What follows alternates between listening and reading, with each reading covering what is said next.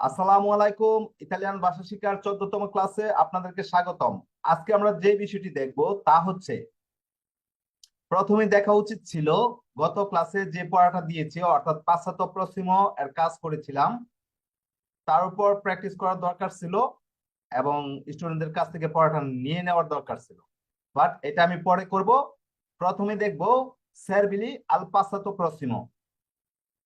ওকে, অর্থাৎ পাশ্চাত্য পশ্চিম এর সেরবিলি, যখন সেরবিলি ভার্বগুলো পাশ্চাত্য পশ্চিমতে চলে আসবে তখন আমরা কিভাবে কাজ করব। অর্থাৎ আজকে আমরা প্রথমে দেখব সেরবিলি আর পাশ্চাত্য পশ্চিম। আমরা সেরবিলির কাজ ইতিপূর্বে করেছি, সেরবিলির প্রেজেন্টের কাজ করেছিলাম একদম প্রথম দিকে 3 নাম্বার অর্থাৎ টেন্সের 3 নাম্বার ক্লাসে সেরবিলির প্রেজেন্টের কাজ করেছিলাম। অর্থাৎ সেরবিলির সম্পর্কে আমাদের মোটামুটি ধারণা রয়েছে।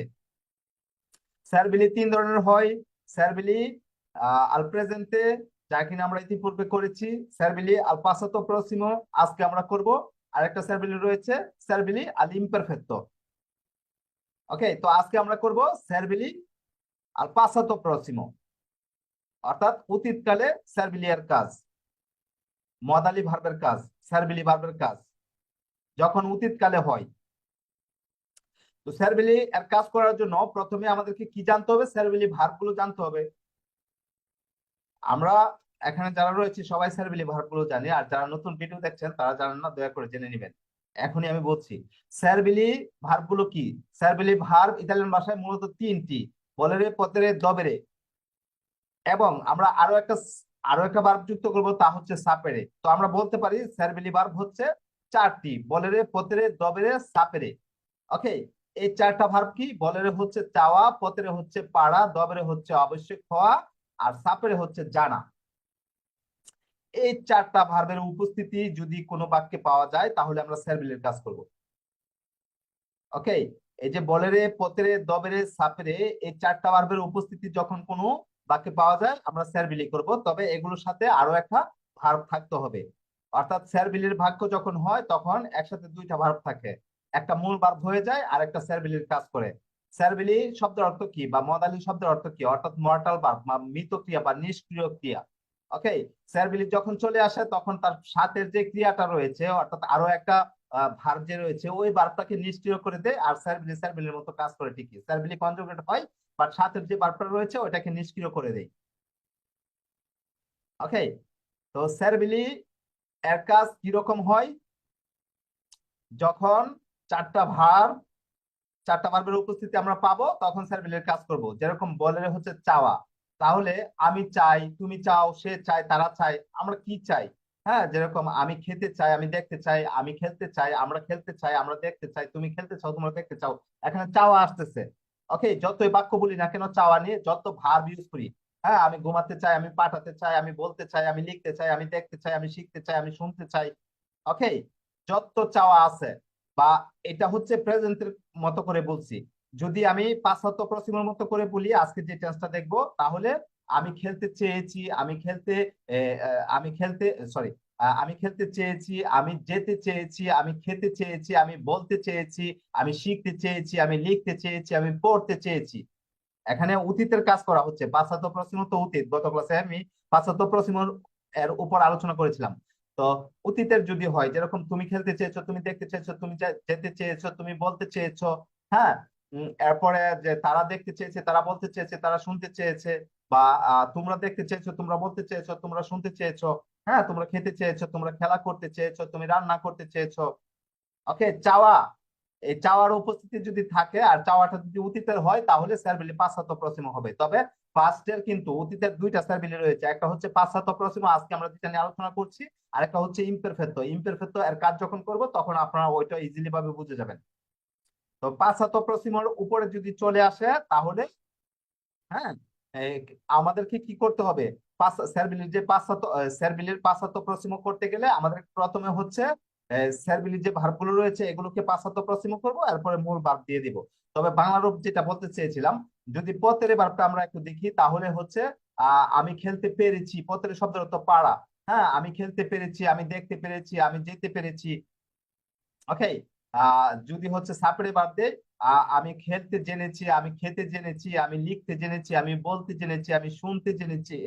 হ্যাঁ, সব কয়টা কিন্তু হবে না সাপরে বার্বটা। সাপরে বার্বটা হচ্ছে যখন হচ্ছে ক্যাপাসিটি প্রকাশ করবে, ঠিক আছে, ক্যাপাসিটি যখন প্রকাশ করবে তখন হচ্ছে সাপারেটটা সার্ভিলের মধ্যে আসবে। আচ্ছা, এটা আমি আগেও বর্ণনা করেছি, পরবর্তীতে আরো এটা নিয়ে আলোচনা করব।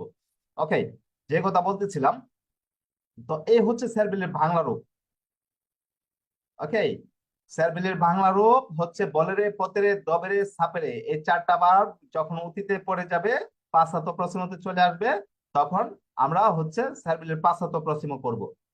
সার্ভিলি আল পাঁচহাত প্রশ্ন। ওকে, এখন কথা হচ্ছে আমরা কনজুগেট করব কিভাবে। সার্ভিলের পাঁচহাত প্রশ্নের কাজটা আমরা কিভাবে করব, গঠন প্রণালী বা কনজুগেট বা হচ্ছে আপনার স্ট্রাকচারটা কিরকম। সার্ভিলের স্ট্রাকচারটা, সার্ভিলের আলপাসাতো প্রসিমের স্ট্রাকচারটা যদি বলি, তাহলে প্রথমে এই যে চারটা ভার্ব বলেরে, পতেরে, দবেরে, সাপেরে, এই চারটা ভার্বকে আমরা পাঁচহাত প্রসিমতে রূপান্তরিত করব। ওকে, ভার্বের যে ফার্স্ট ফর্ম রয়েছে ওইখানে আমরা নিয়ে যাব, ঠিক আছে। এরপর হচ্ছে আমরা সাথে মূল ভার্ব দিয়ে দিব। তো প্রথমে আমাদেরকে এই চারটা ভার্বের পাঁচহাত প্রসিম জানতে হবে, বলেরে, পতেরে, দবেরে, সাপেরে এর পাঁচহাত প্রসিম জানতে হবে।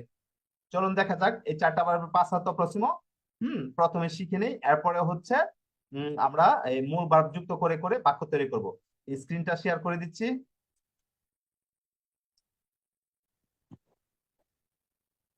ওকে, ই ভার্বি সার্বিলি আল পাঁচহাত প্রশ্ন স্টার্ট করা যাক। প্রথমে আমরা জেনে নেব সার্বিলি ভার্বগুলোর পাঁচহাত প্রশ্ন। ওকে, এই যে দেখুন, বলেরে, পতেরে, দবেরে, সাপেরে।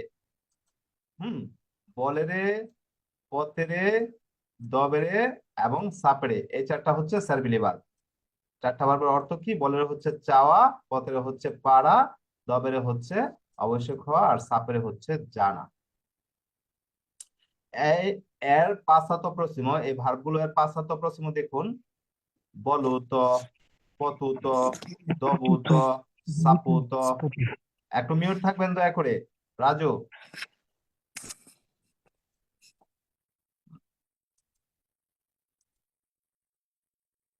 দেখুন, ভাগ্যক্রমে চারটা ভার্বই এরে দিয়ে শেষ হয়েছে। এই যে দেখুন, এরে, এরে, এরে, এরে। আর আমরা জানি পাঁচহাত প্রশ্নতে এর দিয়ে যে ভার্বগুলো শেষ হয়, এই ভার্বগুলো বেশিরভাগই ইররেগুলার হয়। বাট ভাগ্যক্রমে এই ভার্বগুলো কিন্তু ইররেগুলার না, চারটা ইররেগুলার ভার্ব। দেখুন, বলের থেকে এরে বাদ দিয়ে আমরা উত যোগ করছি। এই যে দেখুন উত, এই যে দেখুন উত, উত। আমাদের গত ক্লাসের ফর্মুলা ছিল কি, যদি কোনো ভার্ব এরে দিয়ে শেষ হয় সেক্ষেত্রে উত যোগ করতে হয়। এগুলা রেগুলার ভার্ব। বলের থেকে হয়েছে বল উত, পতের থেকে পত উত, দবের থেকে দব উত, সাপের থেকে সাপ উত। ওকে, এখন আমরা দেখে নিলাম যে বলেরে, পতেরে, দবেরে, সাপেরে এর পাঁচহাত প্রশ্নটা কি। এখন আমরা যে বিষয়টা জানবো তা হচ্ছে যে আউজিলিয়ারে, অক্সিলিয়ারি গুলা কিভাবে ব্যবহার করতে হবে। দয়া করে সবাই মিউটে চলে যান। এখনো কে যেন আনমিউট হয়ে আছে, রিয়াজ শেখ। ওকে, মিউট করে দিলাম। যে কথা বলছিলাম, এই যে বলেরে, পতেরে, দবেরে, সাপেরে, এই ভার্ব গুলো আবেরে ভার্বের মধ্যে পড়েছে। প্রত্যেকটা ভার্বই আবেরে ভার্বের লিস্টে রয়েছে। বাট যখন আমরা সার্ভিলির কাজ করব, এই যে সার্ভিলি ভার্ব গুলোর সাথে যখন আহ কোনো মূল ভার্ব আসবে, আর মূল ভার্বটা যদি এসের হয়, মূল ভার্বটা যদি এসের হয়, সেক্ষেত্রে আমরা অক্সিলিয়ারি হিসাবে এসের এসের প্রেজেন্টে ব্যবহার করব। আর যদি মূল ভার্বটা আবের হয়, সেক্ষেত্রে আমরা অক্সিলিয়ারি হিসাবে আবের প্রেজেন্টে ব্যবহার করব। আমরা গত ক্লাসে পাঁচহাত প্রসিমর কাজ করেছিলাম। আপনারা যদি ক্লাসগুলো, পাঁচহাত প্রসিমর যে ক্লাসগুলো আপলোড করেছি, এগুলো যদি না দেখেন তাহলে বুঝবেন না বিষয়টা। ওকে, এখানে বলেরে, পতেরে, দবেরে, সাপেরে প্রত্যেকটাই হচ্ছে আবেরে ভার্ব। বাট যখন এই ভার্বগুলোর সাথে মূল ভার্বটা আসবে, মূল ভার্বটা যদি এস এর হয়, সেক্ষেত্রে আমরা এই বলেরে, পতেরে, দবেরে, সাপেরে এগুলার অক্সিলিয়ারি এস এর বসাতে হবে। বাট এগুলো আবেরের, এস এর বসাতে হবে বাধ্যতামূলক। আর যদি ভার্ব আবেরের হয় মূল ভার্বটা, সেক্ষেত্রে আবেরের অক্সিলারি বসাবো। চলুন দেখা যাক। এই যে দেখুন, এখানে একটা উদাহরণ দেখলাম। উদাহরণটা কি? বলের ভার্ব দিয়ে। বলের শব্দের অর্থ চাওয়া। ওকে, বলের শব্দের অর্থ চাওয়া। এখানে দেখুন অবুলত, এখানে আবেরে, বলের ভার্ব তো অবভিয়াসলি আবেরে ভার্ব, তো আবেরে ভার্বের অক্সিলারি হবে। এই যে দেখুন অবুলত, আই বুলুত, আ বুলুত, আব্যামু বুলুত, আবেতে বুলুত, আন্ন বুলুত। ইয় অবুলত আমি চেয়েছি, তুয়াই বুলুত তুমি চেয়েছো, আ বুলুত সে চেয়েছে, আব্যামু বুলুত আমরা চেয়েছি, আবেতে বুলুত তোমরা চেয়েছো, আন্ন বুলুত তারা চেয়েছে। এখন আমি যদি এটার সাথে একটা মূল ভার্ব যোগ করে দেই, তাহলে কি সার্ভেলের কাজটা হয়ে যাবে। দেখুন অবলত মানজারে আমি খেতে চেয়েছি, অবলত পার্লারে আমি কথা বলতে চেয়েছি, অবলত অবলত গুয়ারদারে আমি দেখতে চেয়েছি। হুম। এখন যদি এখানে যাওয়া ভার্বটা চলে আসে, যাওয়া ভার্বটা এস এর ভার্ব, যে আমি যেতে চেয়েছি, সেক্ষেত্রে কি হবে? অবলত আন্দারে হবে না, এখানেই হচ্ছে মূল কাজটা, এখানে হবে সুনো বলত আন্দারে। ওকে, অতএব আমাদের যে মূল ভার্ব থাকবে, মূল ভার্ব বুঝে শুনে ব্যবহার করতে হবে, মানে মূল ভার্বের উপরে ডিপেন্ড করবে অক্সিলিয়ারিটা। ওকে, আরো একটা উদাহরণ দেখছি।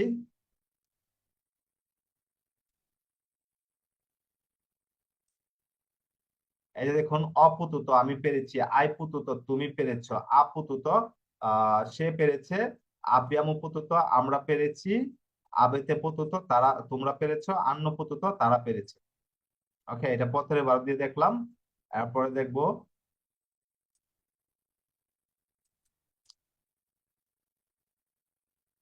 ডবের ভার্ব।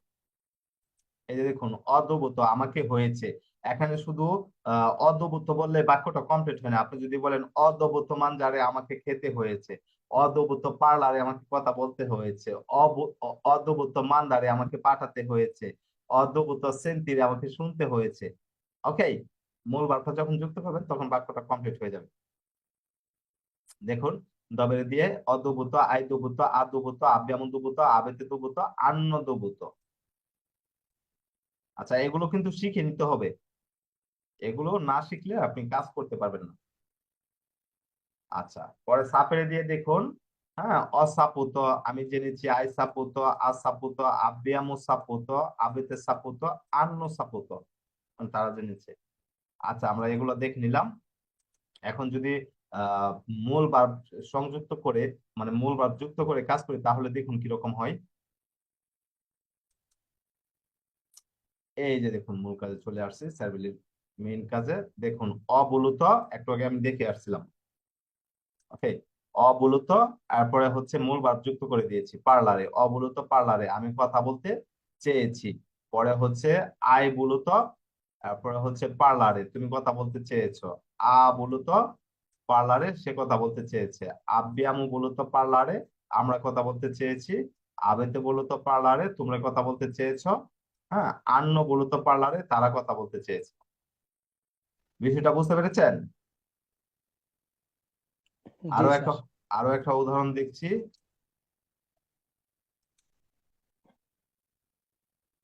এই দেখুন অপুতুত পার্লারে আমি কথা বলতে পেরেছি, ওইটা ছিল কি? ওইটা ছিল অবুলত পার্লারে আমি কথা বলতে চেয়েছি, তুমি কথা বলতে চেয়েছো, সে কথা বলতে চেয়েছে।